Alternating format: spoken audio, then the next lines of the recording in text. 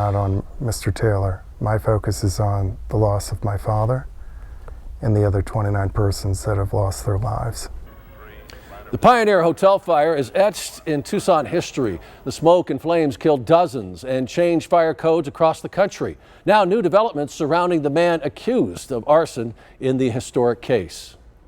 29 people died when the Pioneer Hotel burned back in December of 1970. A 16-year-old was convicted of starting the fire and spent more than 40 years in prison. The Arizona Justice Project helped get Lewis Taylor released in 2013 and helped in getting Lewis Taylor released from prison in that same year. Now, Taylor signed a no contest plea. News 4 Tucson's Lupita Murillo has more on this developing story. Lupita. It was Christmas and the Pioneer Hotel was filled with guests, many of them from Mexico, who were here doing their Christmas shopping when the unthinkable occurred. 1, 2, 3, ladder 1, ladder 3, and rescue 1, Pioneer Hotel. Flames shooting from the window, using the ladder truck, firefighters climbing to the windows, rescuing hotel guests on top of the floors. Some guests tying bed sheets, trying to save themselves. Paul de Hudeville was one of the 29 people who died on December 20th, 1970. He was staying on the 10th floor. He was a lawyer working on a case in Tucson. His family was supposed to join him for Christmas from Washington, D.C.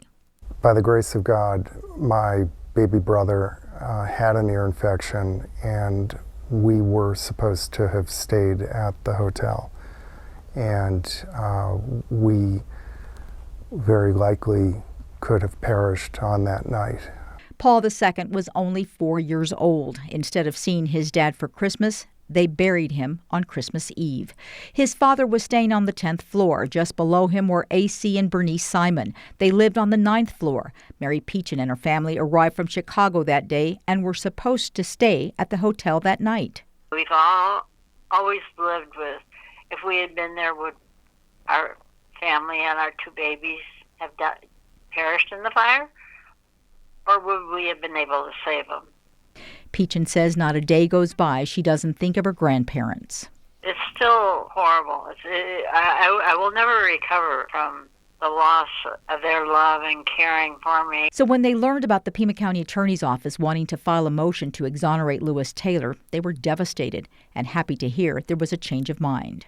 I am pleased, and it's a sense of relief that the decision from the previous administration will stand. Peachin doesn't want people to forget the people who lost their lives and the first responders. As a result of that tragedy, what happened at the Pioneer Hotel also set safety standards. For hotels around the world, in terms of, non-flammable carpets and curtains and firewalls and safety doors. From day one, Lewis Taylor has maintained his innocence. There's reports he was helping first responders getting people out of the hotel. Reporting live from the newsroom, Lupita Murillo, News 4 Tucson.